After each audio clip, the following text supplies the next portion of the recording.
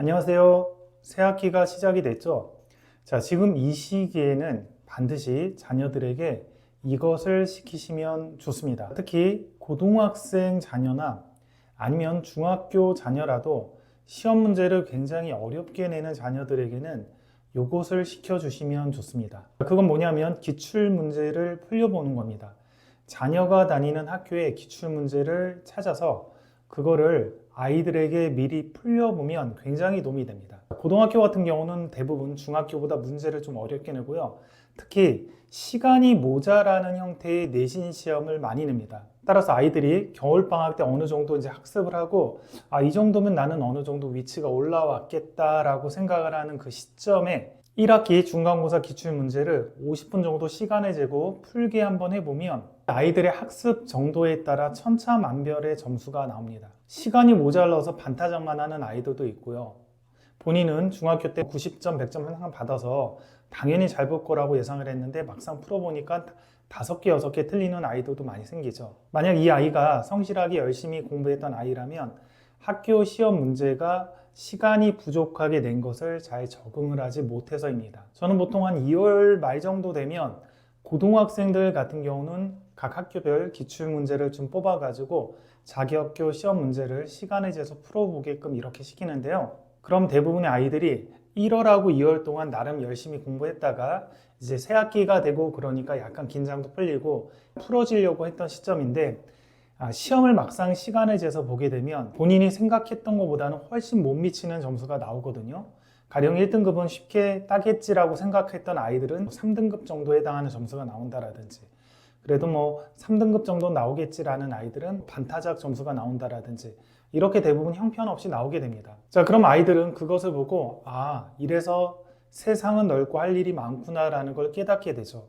내가 공부한 학습량이 정말 부족하고 어느 정도만큼의 학습을 더 해야 되는지를 깨닫게 됩니다.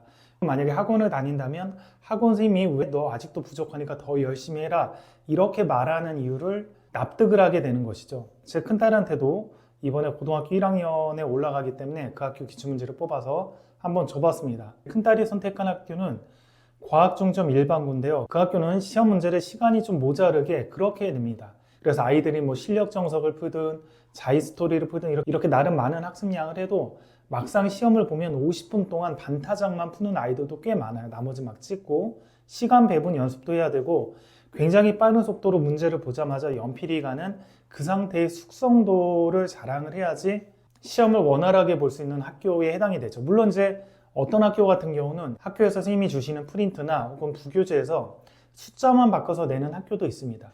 그런 학교 같은 경우는 중학교 때랑 시험에 대한 체감 난이도가 비슷하게 느껴져서 아이들이 시험을 봐도 크게 당황하지 않을 수는 있겠지만 많은 고등학교는 대부분 변별력을 위해서 킬러, 중킬러도 내고요. 전체적으로 문제를 중상 난이도 위주로 내서 아이들이 시간이 부족하게 문제를 내게 됩니다. 제 딸 같은 경우도 본인이 이제 어느 정도는 점수가 나오겠지라고 생각을 해서 연습을 했는데 본인이 생각하는 점수가 이제 안 나온 거죠. 시간도 너무 모자르고 50분 동안 풀려고 하니까 손도 못 댄 문제도 많이 나오는 거죠. 그러니까 아이 눈빛이 또 달라지더라고요. 아빠가 지금 부족하다, 더 열심히 해야 된다. 그런 것들을 좀 이해를 하는 것 같아요. 제가 이 정도 가지고 고등학교 가서 택도 없다, 더 열심히 해야 된다, 명절에도 해야 된다, 이런 거 할 시간이 없다, 이렇게 항상 제가 얘기를 하거든요. 근데 그게 잔소리로만 느껴지다가 막상 그 학교 시험 문제를 시간을 재서 풀어보라고 했더니 본인이 이 정도 공부하는 것 가지고는 택도 없구나 라는 걸 깨달은 것 같더라고요. 그러더니 틈만 나면 스터디 카페에 가서 공부를 합니다. 그러니까 아이들이 자기 위치를 자각하고 실제 현실을 깨닫게 되니까 잔소리가 굳이 없어도 본인이 더 열심히 할 수밖에 없는 상황이 되는 거죠. 이런 시험 문제 같은 경우는 고등 과정을 선행하는 중학생들한테도 한번 봐보는 것도 굉장히 도움이 됩니다.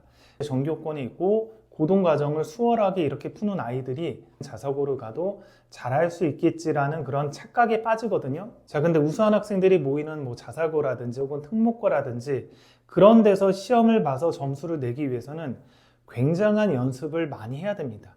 엄청난 양의 문제집도 많이 풀어야 되고 연습도 충분히 해야 돼서 문제를 보자마자 생각하지 않고 연필이 갈 정도의 그 속도를 만들어야지만 내신 점수가 어느 정도 나오게 됩니다. 그냥 평상시 오랫동안 고민해서 내가 다 풀어내지, 웬만한 문제 다 풀어내지, 그런 거 가지고는 좀 차원이 다른 거죠. 이게 수능하고 내신의 본질적인 차이입니다.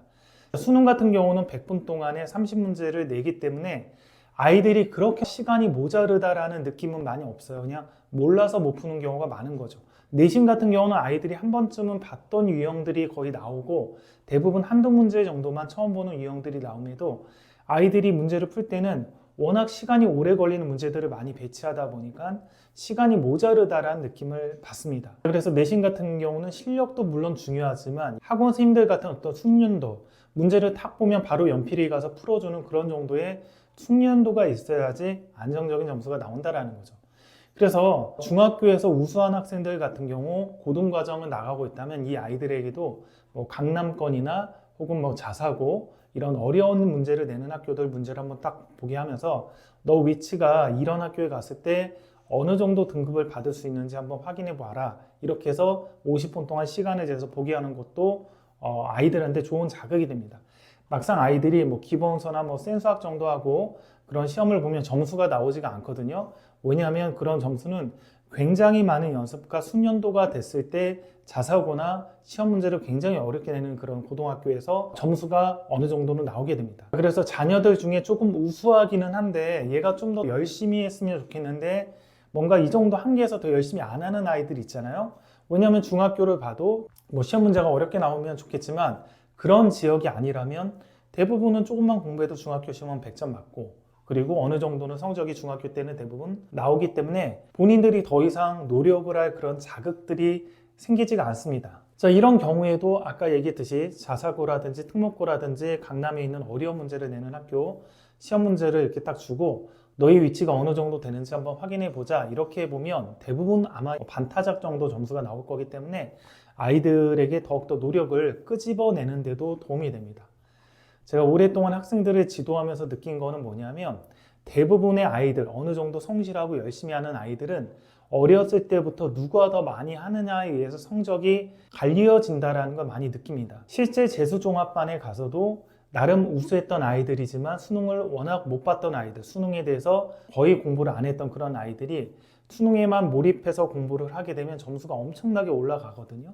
그러니까 대부분은 누가 노력을 많이 하냐 안 하냐의 싸움으로 귀결이 되기 때문에 이 노력을 많이 하게끔 부모님이 신경 써주는 것들이 굉장히 중요합니다. 그래서 오늘은 그런 노력들, 본인의 위치가 이거밖에 안 된다라는 거를 깨닫게 되면서 부모님이나 학원 선생님들의 잔소리가 많이 필요 없게 스스로 알아서 공부하게끔 만들어주는 원동력이 될 수 있는 기출문제 시험을 한번 보는 것, 미리 이 정도 시점에서 2월 말 3월 초 이 정도 시점에서 보는 것을 추천을 드렸습니다. 여기까지 하겠습니다.